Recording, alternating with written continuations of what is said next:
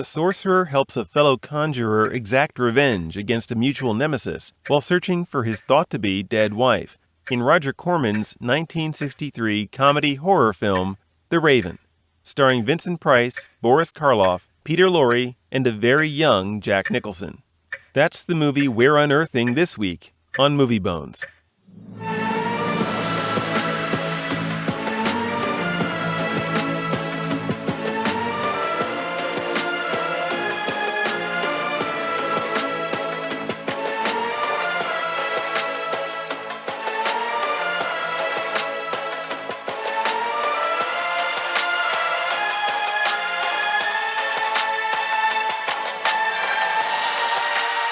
There are some movies, Ryan, where the only difference between it and a bunch of 10-year-olds putting on a show is the quality of the mugging, I think. And I think we may have found one of those movies today, Ryan. I'm going to agree with your statement. No disagreement there. Okay. We saw the same movie then. Yes. Yes, we saw the same movie. So, folks, as you know, if you're watching alongside of us, we're covering The Raven, which, despite Ryan's insistence last week that the film isn't based on Edgar Allan Poe's famous poem of the same name, the end credits in this movie seems to take issue with that statement. It's like he heard you or something. And It says basically, oh, yes, it is. However, I think on balance, I'm inclined to take Ryan's point of view in the matter. The film starts with Vincent Price's Dr. Erasmus Craven. It's funny, see, because it's got Raven in it. Get it? Get it? Mourning the second anniversary of his wife Lenore's death, when he gets a visit from, you guessed it, the Raven from the title. The bird speaks because he's actually a fellow sorcerer by the name of Dr. Bedloe, as played by Peter Lorre, who, after being restored to human form, tells Craven that his wife is alive and at the castle of Dr. Scarabus, or as I like to say it, Dr. Scarybus, because that's how I kept hearing it in my mind, who's also the one who turned him into a raven. With the mutual interests of love and revenge, they set off together to seek justice of sorts. Craven's daughter and Bedloe's son, played by an almost unrecognizably young Jack Nicholson, tag along for the hijinks that ensue. And Ryan, there are hijinks, aren't there? Yes, there are definitely hijinks in this movie. It's even from the beginning. The story itself, it has hijinks, but when you think of the word hijinks, you think of like a madcap, high-energy, film. It's almost misleading in a way because the hijinks are just kind of mixed with this very casual, I'd almost call it like the movie feels half improvised and half scripted. Yeah, I agree with that point. So, real quick, this movie I think is supposed to be a comedy of sorts. I think it's a comedy first, and if there's anything scary, quote unquote, in it, it's kind of an afterthought. Yeah. I will say this, and this is nothing against the comedy it tries to do in the movie. I will say this. Like, I didn't super know if it was supposed to be a comedy, like, right out the gate. And then, for me, I don't know why. I'm not saying that this would happen for every single person. But it was right at the beginning of the movie. His daughter, who is his daughter from his first marriage. Yeah. We don't even really talk about that. No, I don't. In the movie. But anyways, his daughter, she's going to go to bed. But she brings him a beverage, and it's when she says, "Here's your warm milk," and I was like, "This is not a serious movie." That was the moment that I knew. I was like, "This movie is not serious, and it's not about to take itself seriously." I don't know why. It's just warm milk. I was like, No. I think for me, it's like the moment when, and I guess I could almost pass it off because it's a Roger Corman film, and we'll get into Roger Corman in a bit. If you know anything about Roger Corman, he's not the most careful director in the world. And when you see a moment early on where Vincent Price is going to check the window and he bonks his head into this telescope thing, and you wonder, is that on purpose or or did that just happen and he just didn't bother with another take? And I'm like, and so you don't know for sure, but it's like after he goes back and he dodges it, now that could be an improv too, where he comes back and he's like, oh, I'm paying attention to the thing I bonked my head on. So it's like, okay, I think it's a comedy. And that's kind of where it got me. There's a couple different first moments in this where you wonder, kind of, your footing's not so sure. The young man who plays Dr. Bedloe's son, who he shows up at the front door, and the first time, this is actually the second time I've seen this. This is the first time you've seen it, right, Ryan? Yeah, it's the first time I've seen it. But the first time I saw this, it took me until that man, the one who plays Dr. Bedloe's son, is driving the coach towards Dr. Scarabus's castle. And he's supposed to be taken over or possessed kind of by Dr. Scarabus remotely. So he gets this really manic look on his face. And that's the moment I put 2 and 2 together. It's like, you talk about like putting 2 and 2 together. It's Jack Nicholson. Because I didn't look at the whole cast lot the first time I saw it. But it's like super young Jack Nicholson, right? It looks like you can see the appearance, but doesn't sound like Jack Nicholson. And I can't do a Jack Nicholson impersonation like correctly. But, he doesn't have that way of talking, like that kind of way of talking. Yeah. That he's kind of famous for a lot of his later movies. But he's just got, I would say, I don't want to call it a normal voice, but he's got a very normal voice. That's the best way to put it. And I think so you're not really entirely ready for it to be him. Yeah. But once you see it, though, I saw it, then I can't not see it. Because especially then it's like the eyebrows, those sharp jutting eyebrows, and the sharp chin. And then it's like you just see the expression on his face from time to time. It's like, oh, yeah, that's the Jack I know kind of a thing. And as for the voice, I think actually this is a part of his career where he was still kind of developing himself as an actor, I think. Yeah. You can feel that a little bit. But there are a lot of other actors in the film who are not newbies at all, right, at this point. Yeah. You have 2 veterans of horror coming together in Vincent Price and in Boris Karloff. And I have to say, of the 2 leads, I think Boris Karloff still edges out Vincent Price, I think, just in terms of, especially before he reveals his plot, right? He's playing the bad guy in this, but before he reveals himself that way, he's very much kind of playing it cool, like, I don't know a thing about these charges you're accusing me of. And while he's doing that, I said, that's actually pretty charming. Of all the performances, he's the one that I think is like, that's the one that's probably my favorite of all the characters. And Vincent Price does a pretty good job, too. He's kind of got a genial, amiable nature to himself. Boris Karloff being in a comedy movie was a little bit, I don't know, I'm not going to say off-putting. That's not the right word. But it was a bit, I would say shocking, because everything he's been in is pretty much serious, or he plays a serious character. Yeah. And I think the last thing we saw him in was like the Body Snatcher, which you couldn't get much more serious than that. Yeah.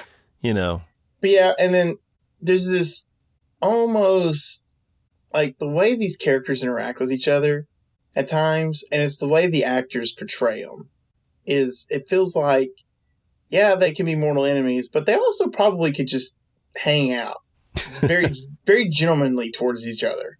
That's when it's like that's when it's like the most fun for me, when they're just hanging out, kind of a thing. Yeah.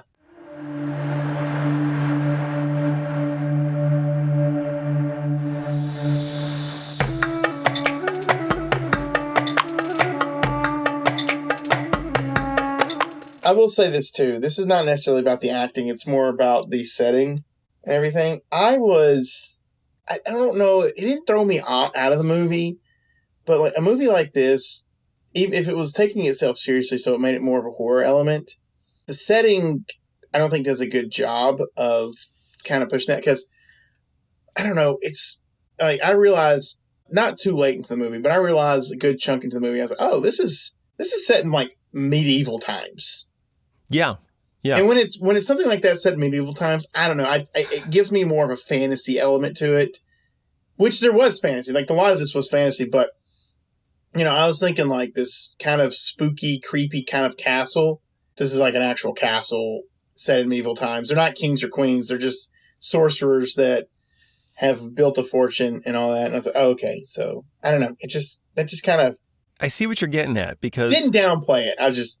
Yeah, I didn't actually think of it consciously about the era it's supposedly set in, until the second watching of it. It does have to do with the setting. I think it's because the setting looks like it was kind of like a cheap version of like, or an expensive Renaissance festival, or a cheap version of Disney's Haunted Mansion, basically. Yeah, I mean, and that's kind of like, I would say it's sort of an issue, but it's sort of an issue because, I'm thinking that these people are living in just kind of creepy places.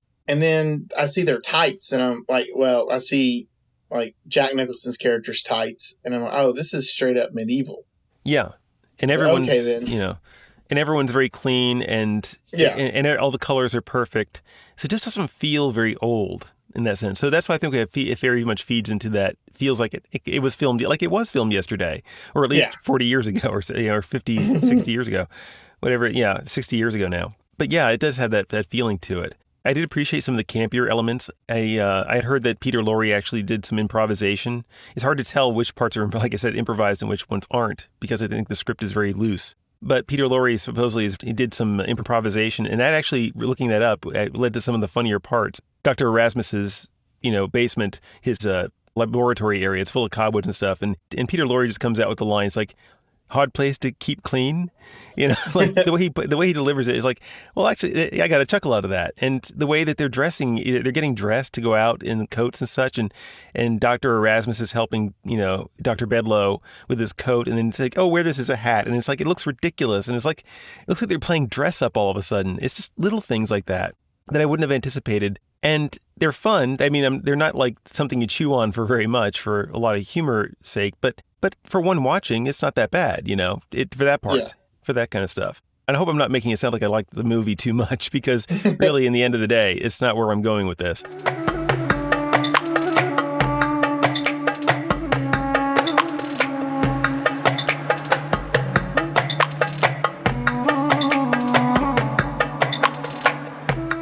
Yeah. I'm trying to I'm not trying to bash the movie, but there are some elements of this movie that made me go, just. Yeah, it's like, on for the instance, edge. some of the story elements. I kind of want to talk about more of the story elements. Sure. Some of the story elements threw me off a little bit. For instance, he has a daughter, so it's very clear that her mom died. That's the only thing that could have happened to her. I really thought maybe he was pining over. That was the death he was pining over. And now he goes on to say, no, it was tells the audience that that's her stepmom. Yeah. And I don't know. Like, I was sitting there, and I know I shouldn't take it too seriously, but I'm sitting there, and I'm like, you know what? If my dad married some other person, whether he loved them or not, and then was like this down bad about their death while I'm the kid from his first marriage, it was kind of a weird relationship dynamic. It makes you feel kind of like, as the kid, it makes you feel like, you weren't kind of over your previous relationship in a healthy way before you got involved with the new one. That's what it tells me.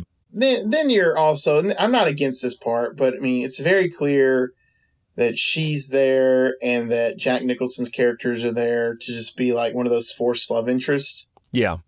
It's like, okay, here are these two young, attractive people. They're their love interest. Yep. Here's the guy. Here's the girl. And I don't lie. I was a bit confused by the whole, I guess the lady that he used to love is alive thing.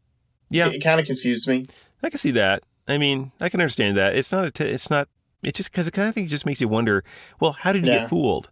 There's an actual body in that coffin. We look at it. The audience gets a nice look at it, of course. To add to that real quick before you keep going, then the whole his dad part, I thought would confuse me too. I'm like, so is his dad alive? Oh, yeah, because he actually moves. He actually talks in a very kind of groaning, undead way. But yeah, it was, and he actually makes a cameo at the end because I think, it was Boris Karloff's character. He makes himself look like the dead dad, I guess, to distract him during the battle. Which, by the way, it was a very anticlimactic, final battle. But there's a lot of stuff that just gets thrown in there, And I think that's another trademark of Corman, is that he doesn't really think through his ideas all that well, and so it feels very kind of hodgepodge. Let's talk about Corman for a moment, because how familiar are you with Roger Corman? Me? I mean, I know the name. Yeah, but I don't know. I feel like there's probably some other movies I've watched that he's done, and I'm actually going to look it up as we're talking about it. But off the top of my head, I'm not super familiar with him. And then I'll say this, that having come from a background of Mystery Science Theater, I am very familiar with his name because he's one of the more well-known cheap B-movie directors. But he's kind of stands apart from the other ones in that here's a director who ends up launching the careers of so many good or great actors, directors, cinematographers, composers. Jack Nicholson, of course, we have in today's film, who he worked with, I think, 4 times. We're going to watch another one of their collaborations next week. You have Francis Ford Coppola, which, if you're familiar with The Godfather, went on to direct The Godfather, but had a bit of a start with Corman as an assistant director, uncredited. You have Charles Bronson, Robert De Niro, Martin Scorsese, James Horner, who did the scores for Wrath of Khan, Apollo 13, Braveheart, and other films like that. You have Sylvester Stallone, Ron Howard, and Janusz Kaminski, who's the cinematographer for some of the best shot films I've ever seen in like Saving Private Ryan and Schindler's List. And all these people have a connection to this man. And when they were still unknowns, and that's what sets him apart, because there are 1,000 bad movie B directors, but only one of them that I'm aware of, has kind of, out of the pile of manure that he had a bunch of bouquet of flowers growing up through it. It's fertilizer well placed, I guess. I'm looking at some of his movies right now that I know have either been remade and have gone on to be popular in their own way. The Little Shop of Horrors, that's one of them. Yeah. Probably more familiar with The Little Shop of Horrors that stars, oh my goodness. Rick Moranis. Rick Moranis, yeah. Rick Moranis, that's the more popular one. Another one, this was actually remade recently, The House of Usher, which is an Edgar Allan Poe movie. He directed that, also starring Vincent Price. That was remade not long ago on, I think, a Netflix TV show. Mm-hmm. It was well received. Those are two of the big ones. But it's like, wow, he really is a fan of Poe.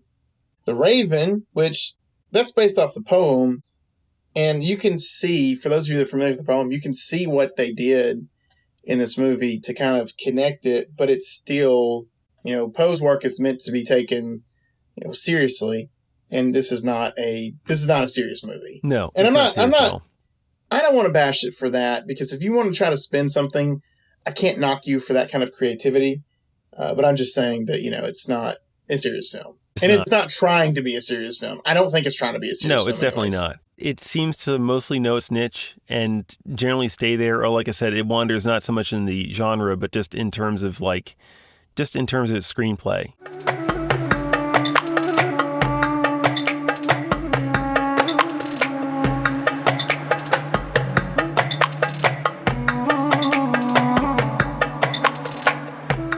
What's your verdict, man? What do you come down on this? I'm going to go with Bad Dates. I'm going to be honest with you about something real quick. I want to be honest with the audience. I try to be honest at all times. So I started watching this movie late at night on Sunday. I believe it was Sunday. Everyone was in bed, and I was like, you know what? I need to go ahead and watch this movie because we're ready for this. And I knew, I kind of have a busy week ahead of me, and I didn't want to just be rushing to watch a movie. So I watched it late at night, just planning on staying up late. I was trying my darndest to not fall asleep during that final fight. It is boring. It's boring, and I was already tired because I usually go to bed earlier anyways. So, yeah. But it was they were just sitting there. I mean, honestly, that's what they were doing. They were just sitting there, and then things changed. It's essentially the same action over and over again. You have one attacking the other it deflects it, or it doesn't work. Yeah. And then you see the same thing from the other guy, and it goes back and forth. And it's not like they're getting imaginative with it. Not like the stakes are getting raised with each new attack or anything. It's just the same thing until finally, randomly, Dr. Erasmus, Vincent Price, he wins. He wins. Yay, the movie's over, right? Yes, it's over. And we kind of knew that he was it's one of those situations where it's well, he's got to win. Yeah. You know what I mean? It's not a suspenseful film. So, yeah, I would give it a Bad Dates. I almost want to give it a Nuke the Fridge, but I don't know. There's not enough fun for me in this film to say Nuke the Fridge. I think our verdicts are pretty much the same. It's like you said, there's bits in here and there one can latch on to enjoy once. Yeah. And I'm not sorry for having seen it, for all that. Watching Jack Nicholson while he's still in that early phase of his career and developing into the actor we all would know him later as, that's got value in it. Seeing Karloff play nice and duplicitous is always fun. Yeah. Goofy moments here and there, the coat putting on sequence, all the odd stuff that's fun once, because you don't expect anything from the movie. I didn't expect anything from it. And because of that, I was able to enjoy myself okay. That said, I'm not likely to watch this again, but maybe once ever in my life, and that's only because I have a greater affinity for cheesy films than most people. I do think there is, if you combine Bad Dates with Nuke the Fridge, in other words, once and done film, you can have some Nuke the Fridge fun with it once. So that's what it is. It's Nuke the Fridge on Bad Dates. Yeah, I agree. I can understand that feeling of that movie.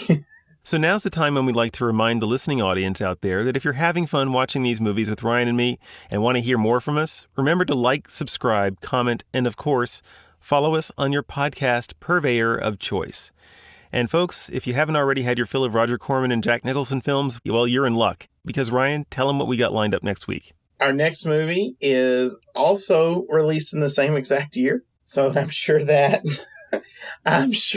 will have a lot to play with this. Which reminds me, I just want to add one thing. It's like the reason why he's able to get two films like that in the same year with the same actors. I read that he filmed this one, The Raven, in 15 days. So there you go. Oh my goodness. Yeah. All right, folks, get yourself ready for a movie that might wind up being true to its own name, The Terror. Also starring Boris Karloff, also starring Jack well, I don't want to say starring, but also featuring a young Jack Nicholson. Yes. It makes me think they got like a 2-for-1 deal with these actors, you know? I'll sign it for one movie, but we're going to film two actually at once. He's like, you know, yeah. I got you for 30 days. We'll do 15 days in this one and 15 days in that one, and it'll be perfect. You know, but that's what we got going next week, guys. Well, Ryan, I don't think there's much more to do. So I guess until next time, folks out there, have a good one. And I hope you'll watch it with us. Watch The Terror with us. Won't you? See you next week, Ryan. Have a good one. Bye-bye.